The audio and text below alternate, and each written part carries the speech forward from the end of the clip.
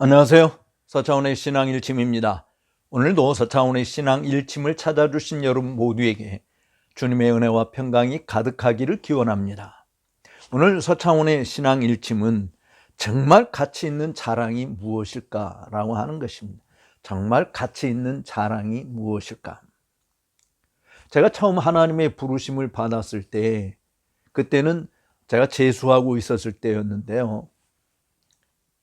시골에서 공부하면서 주일학교 교사를 하고 있었는데, 그때 목사님이 저보고 아이들을 위해서 설교를 하라고 부탁을 해서 처음으로 사실은 설교를 했었던 때였습니다. 물론 고3 때도 설교를 한 적이 있었습니다만은 학교를 졸업하고 신학교가 뭔지도 모르고 있었던 그런 때에 저보고 설교를 하라고, 그래서 제가 선정한 본문이 고린도전서 1장 26절 이하에서 마지막 31절까지 있는데, 그 중에 마지막 절에 예수님에 대해서 이야기하면서 하나님께로부터 나서 우리에게 지혜와 의로움과 거룩함과 구속함이 되셨으니 기록된 바 자랑하는 자는 주 안에서 자랑하라 함과 같이 하려 함이니라 라고 하는 말씀입니다. 즉 우리에게 지혜와 구속과 의로움과 거룩함이 되신 그 주님을 마음껏 자랑하는 것이 되자라고 그렇게 설교했던 적이 있었어요. 그때 설교하면서 하나님이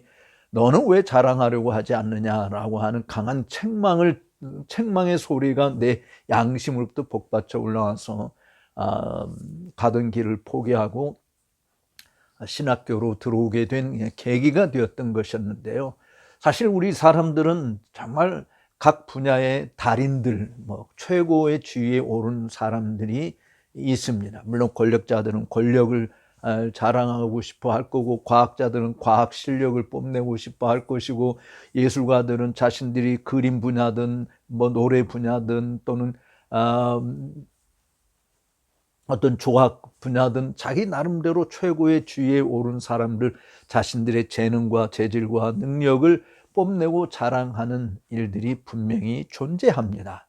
그런 것들은 다 사실은 가치 있는 것들이고, 사람들 앞에 칭찬과 존경을 받을 수 있는, 또 때로는 부와 명예도 따라오는 것이 되는 거죠. 그런데 그리스도인으로서 그런 모든 자랑거리들이 정말 영원한 가치 있는 것인가라고 하는 부분들은 또 다르게 생각을 해봐야 할 것입니다. 땅에서 우리들이 누리는 분복, 땅에서 우리가 수고의 땀을 흘리면서 누리는 분복이 있죠. 저는 그런 어떤 분야에서의 특출한 실력을 뽐내는 사람들이 받는 복이라고 생각을 합니다.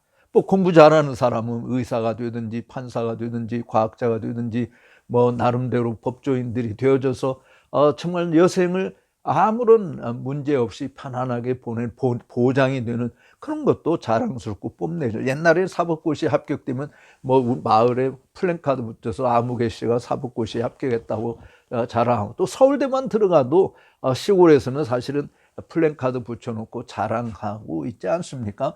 그런데 그런 자랑이 다 성공을 보장하는 것은 아니지만, 그래도 나름대로 사회에서 인정을 받고 사람들에게 존경을 받고 또 거기에 따른 부와 명예까지도 거머쥘 수 있는 발판이 되는 것은 틀림없습니다.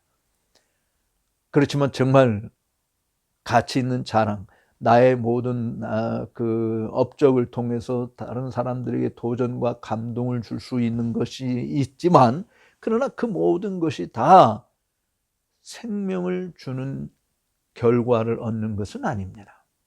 그것은 바로 예수 그리스도를 자랑하는 것밖에 없다라고 하는 것이, 사실 우리에게 가장 깊은 만족과 충만함을 주는 것이 단지 눈에 보이는 사물들이라면 우리는 존재의 궁극적인 목적을 놓치고 있는 것이죠.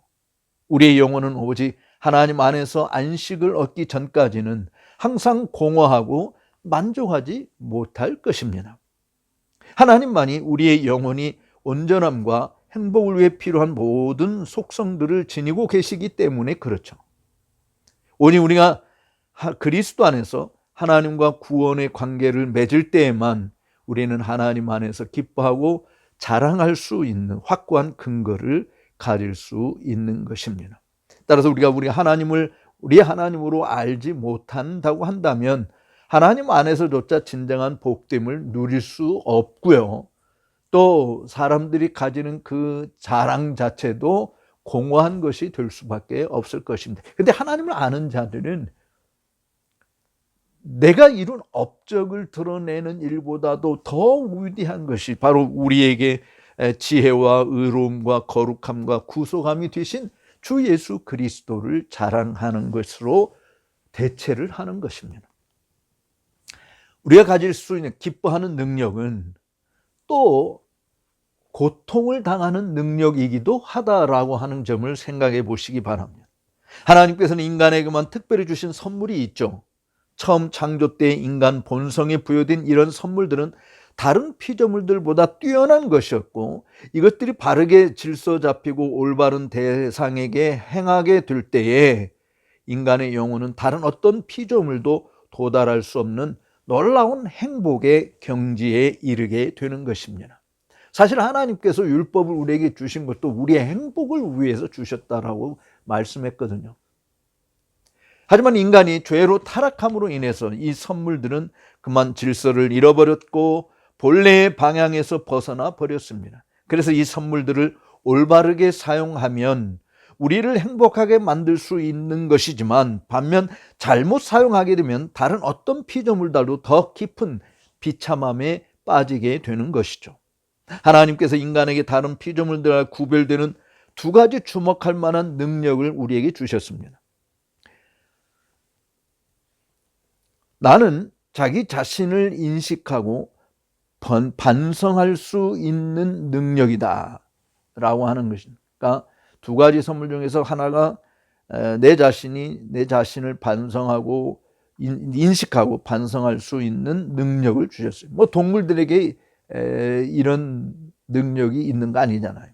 또 다른 하나는 현재를 넘어 미래를 바라보고 시간의 더딘 흐름을 앞서가며 미리 예측할 수 있는 능력입니다.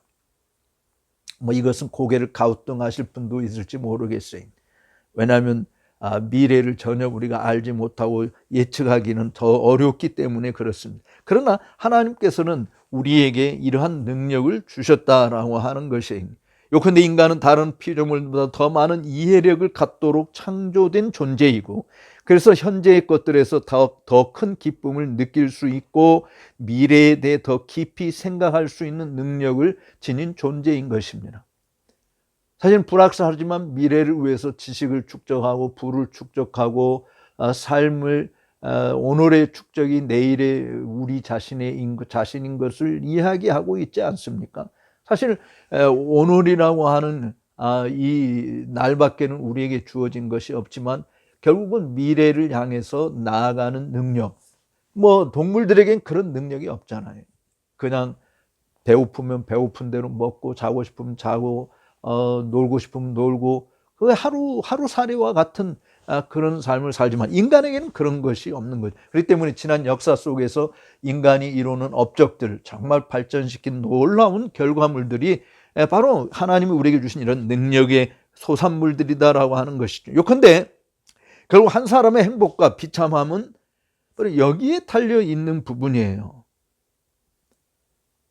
유한한 육체를 지녔지만 영원한 것을 바라보는 불멸의 영혼을 지닌 존재로 창조된 것인데 이 영원한 것을 바라보지 못하고 유한한 잠시 있다가 사라져 버릴 것, 사실은 대중 인기도 절정에 이르다가 수많은 연예인들, 대중 스타들이 다 역사의 뒤안길로 갔잖아요. 그 인기라고 하면서 금방 있다가 사라지고 마는 거 아닙니까? 먼저 얼마 있으면 대통령 선거도 있는데 뭐 지금 인기가 좋다고 해서 대통령이 된다는 보장이 없고 그 인기도 어떤 한 가지에 의해서 그야말로 급속도로 추락할 수도 있는 것이기 때문에 그래요. 근데 진짜 영원한 것을 바라보는 불멸의 영혼을 지닌 존재로 창조되었다라고 하는 것을 인식하면 우리 자신을 어떻게 반성하고 무엇을 기쁨과 자랑의 대상으로 삼으며 미래를 위한 어떤 준비를 하고 있는가에 달려 있는 거 아니겠습니까? 이 모든 것이 바르게 되어 있다면 그런 사람이 정말 복된 자이죠.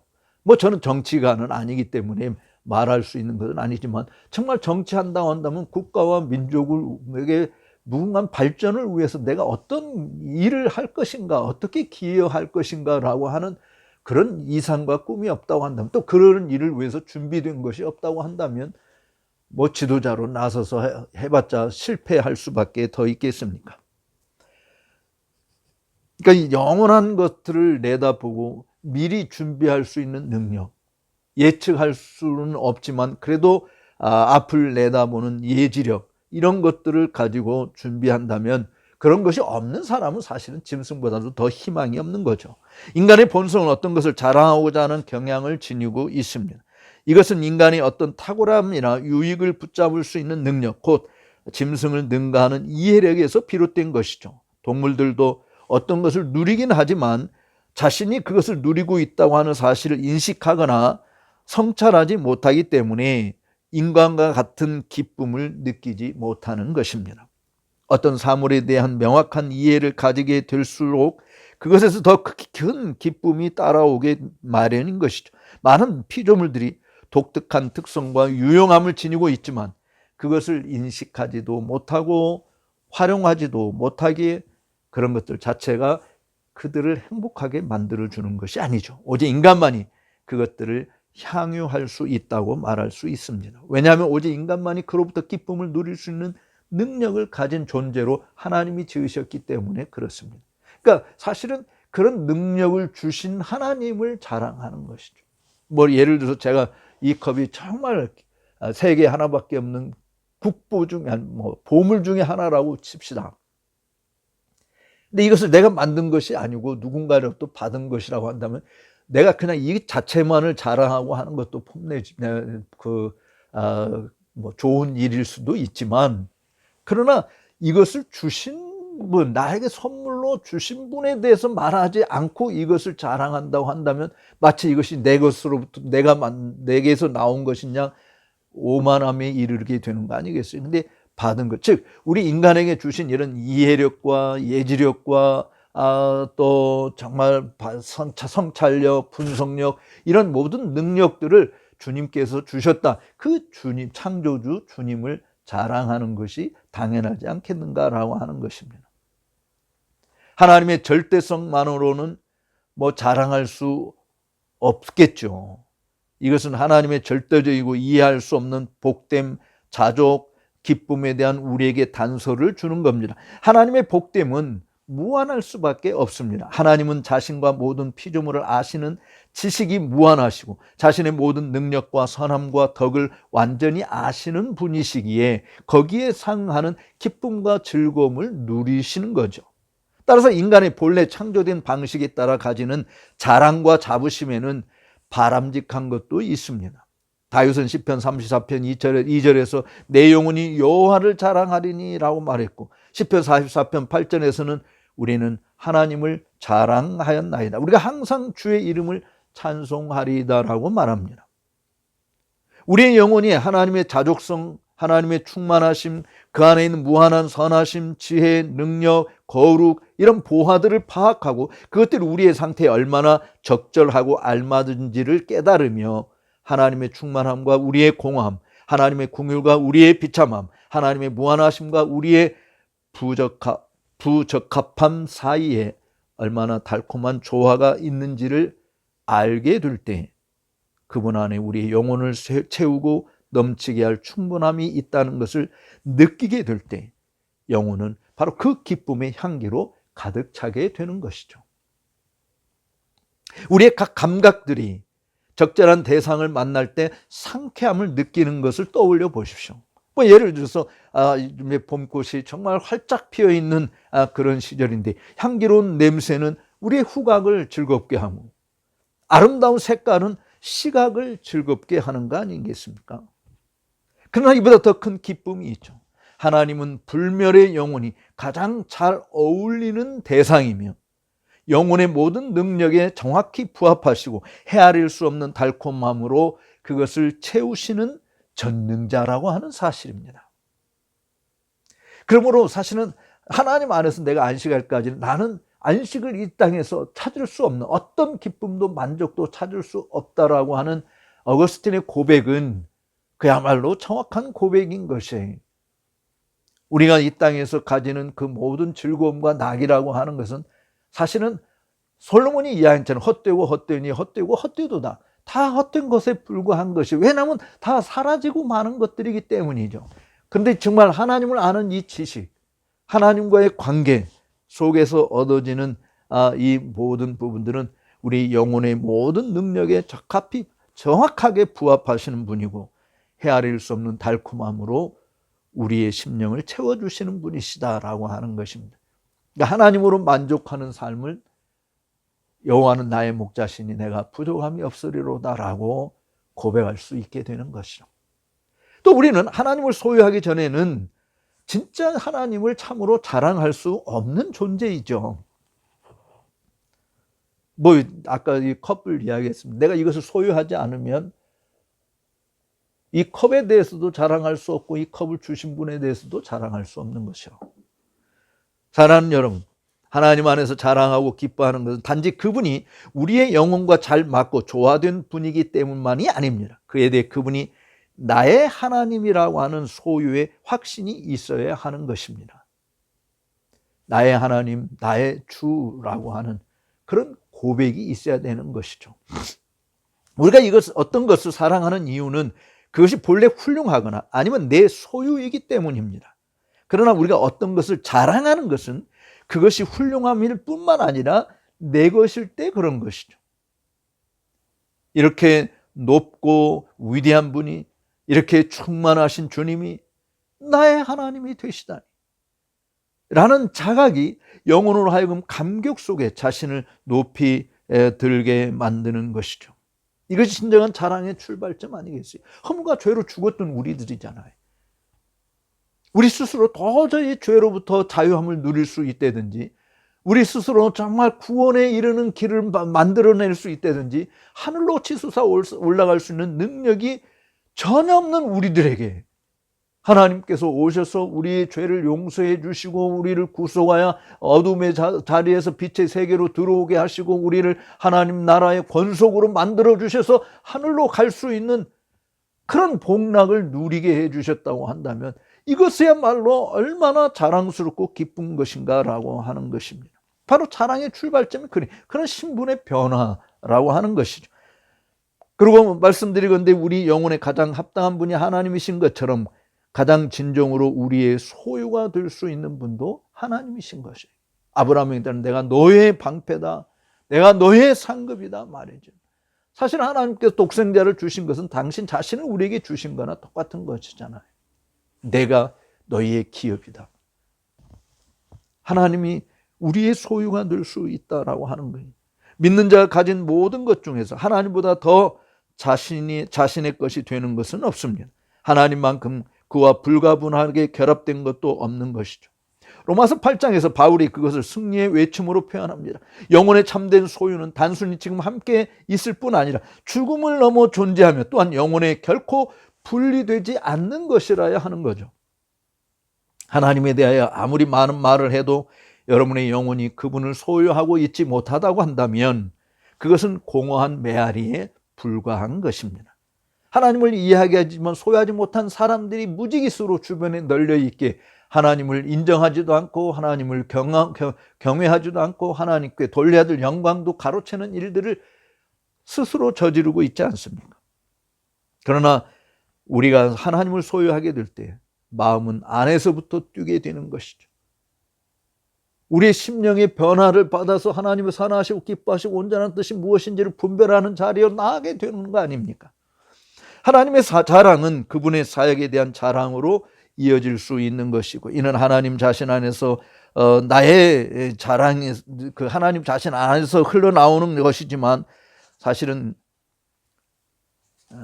이 자랑은 하나님을 기쁘게 하는 것입니다. 하나님 우리를 구속해 주신 것도 그의 은혜의 영광을 찬미하라고, 즉 다른 말로 하면 그의 은혜를 자랑하라고 하는 것이죠. 내가 받은 은혜를 무엇을 보다 구원의 자를 높이 들고 바로 그 하나님이 행하신 큰 일들을 마음껏 퍼뜨리는 것, 그게 전도고 그게 선교고 그게 삶의 목적이지 않겠습니까? 하나님을 참으로 인식하는 영혼은 하나님의 창조 사역 속에 그분을 바라보며 기쁨을 누리게 되는 것이죠. 그것들은 하늘 아버지의 위엄을 표현해주는 일부이기 때문입니다. 그러나 이 모든 자랑은 사실은 하나님을 향한 것이어야 하고 자신을 향한 것으로 바뀌는 순간 인간은 타락의 그 정점에 이르게 되어지고 하나님이 주시는 그 달콤함은 결코 찾을 수 없는 것이 되고 마는 것입니다. 참된 하나님 자랑에는 반드시 자신을 낮추고 비우는 마음이 함께 따릅니다. 겸손한 자들이 이를 듣고 기뻐하리로다 라고 시편 34편 2절에서 말씀한 것처럼 다윗이 자신을 비우고 겸손함으로 하나님 안에서 만족을 찾았기 때문에 자랑하고 기뻐할 수 있었던 것처럼 그의 기쁨을 이해하고 함께 누릴 수 있었던 사람은 겸손한 영혼들 뿐이라고 하는 것이, 왜냐하면 우리는 유한하고 그분은 무한하신 분이기 때문에, 우리는 무지하고 그분은 지혜와 지혜의 모든 보고를 가지고 계시기 때문에 그 앞에서 우리는 잠잠해야 되고 겸손해야 되는 것이죠. 하나님은 무에서 유를 창조하셨잖아요. 우리 눈에 보이는 거, 보이지 않는 거, 땅 위에 있는 거, 땅 아래에 있는 거, 물속에 있는 거, 모든 것들을 다 하나님이 지으셨어요. 근데 인간의 재주가 아무리 뛰어나다 할지라도, 인공지능이 아무리 발달되었다 할지라도 하나님이 하신 일을 할 수 있는 것이 있겠습니까? 그러니까 하나님 앞에서 우리는 겸손한 자들, 겸손하게 되어야만이 하나님이 은혜를 베푸시고 그 은혜로 정말 우리 마음에 누구도 빼앗아갈 수 없는 기쁨으로 충만하게 되는 것이죠. 우리가 자랑하도록 창조된 참된 자랑은 충분한 토대를 갖추고 있습니다. 그것은 참으로 승리를 견딜 수 있는 반석 위에 세워진 자랑인 것이죠. 반면 지금 우리의 본성이 추구하는 자랑은 그의 영광을 감당할 수 없습니다. 그래서 그 자랑은 결국 어리석음을 드러내는 것이죠. 누군가가 누더기를 걸치고 그것을 자랑스럽게 여긴다면 우리는 그를 불쌍히 여기거나 정신 나간 자로 비웃을 것입니다. 사실 인간은 타락 이후로 정신 나간 자예요. 미쳐버린 존재예요. 그런 인간은 참된 분별력을 잃고 가장 심각한 혼란 상태에 빠져 사는 것이죠. 죄가 들어온 이후로 영혼은 하나님께로부터 완전히 등을 돌린 것이지 않습니까? 하나님만이 참된 기쁨의 대상이시고 오직 그분 안에서만 참된 자랑이 가능한데도 말이죠. 인간의 마음은 어두워졌고 정욕은 강해졌으며 이로 인해 헛된 것들에 몰두하고 분별 없이 몰려다니게 된 것입니다. 그런 인생을 구원하시기 위해서, 다시 잃어버렸던 그 기쁨과 영광과 만족을 되찾게 하기 위해서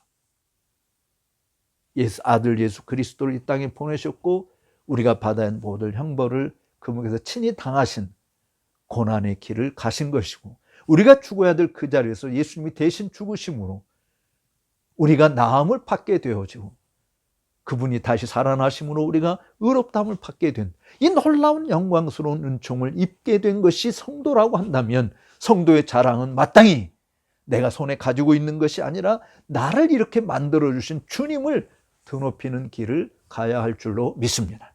오늘 서차원의 신앙 일침을 시청해 주신 여러분 모두에게 정말 가치 있는 자랑이 무엇인가 라고 하는 것을 깊이 생각하시고 주님을 늘 자랑하고 높여드리는 그런 복된 인생의 목적을 이루어가는 여러분 모두가 되시기를 주의 이름으로 축복합니다. 나가시기 전에 좋아요, 구독하지 않으신 분들은 구독 버튼을 눌러주시면 감사하겠습니다. 다음 주에 다시 뵙도록 하겠습니다.